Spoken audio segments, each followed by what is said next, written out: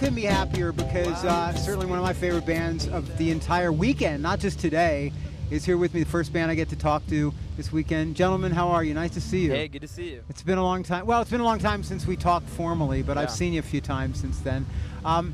Let's talk about this festival, first of all. They've got a view going for it, certainly, right? I mean, can't think of any other music fest that's got this sort of skyline or view.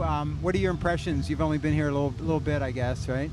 Yeah, I think it's incredible. I've never actually been to this park before, even though I grew up not too far away from here. But yeah, I heard it's going to look even better at nighttime when the building's lit up. I'm hoping the weather holds up. It's looking ominous right now. Yeah, it's not looking good. However, if anyone who knows about one of the more famous 2008 Vampire Weekend shows, they know how to play in the rain.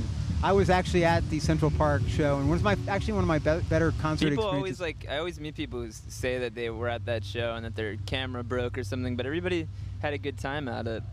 I think it's one of the more memorable shows we've had. So let me ask you, so how's everything going? I feel like this year, I thought it was going to be, I maybe foolishly thought this was going to be kind of a downtime year for you, but every time I turn around, you're either DJing or doing a reading series or making a new record or shooting a video, or you're off in Europe, or you're the Tree Fort finishing a record, I mean, which I got to get the update on MTV. It seems, I mean, there's no rest at all, right? You're no vacation time? Well, yeah, I think we feel like, now's the time. While we have ideas fresh in our minds, we have to cultivate. So that's our mentality, And you're not wearing yourself out? Not too bad? I don't know. Hopefully not yet. Yeah? Not yet. How about in festivals in general? You're doing Lollapalooza next weekend, right? Yeah. Did you play that last year, or? No, we did Pitchfork. Oh, you did Pitchfork. Okay. Do you like to vary up what festivals you play, or it's just what you get invited to, or? Well, yeah, I guess it makes sense. Like if we did Pitchfork last year, that this year we'd do Lollapalooza because they're both in Chicago, and maybe they draw a slightly different crowd. So, we want to play for our fans wherever they might go. And also maybe the non-hardcore fans who are here to see someone else. Is that? I mean, everyone always says that's a nice aspect of the festival experience. You guys can certainly contribute as well, Chris.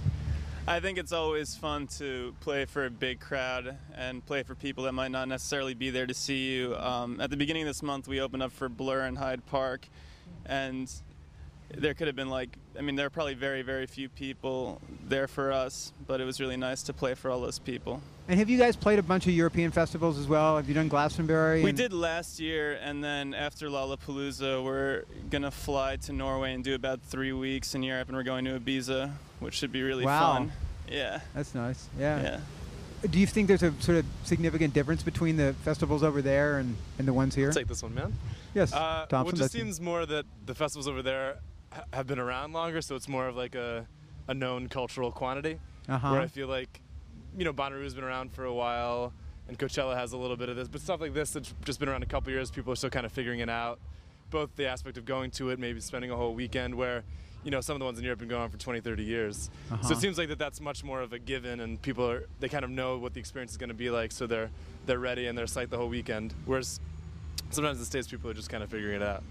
So, Chris, what have you guys, when you weren't working on the new record, what has this year consisted of for you? I mean, just all kinds of stuff? I think it depends on who you ask. Yeah. There's been some solo traveling. There's been, Rostam put out a record with Discovery. Of course. Out now on XL Recordings. And fantastic, I might add. So I think we've all been we've come together in the studio and doing different things, a couple shows here or there. I think the biggest thing we've done was a tour of Mexico for a week and a half, which was a lot of fun. But then other than that, like when we kind of all work together, then take some time apart, come attack songs from different ways. So time off and not time off, I think it's been a good mix this year.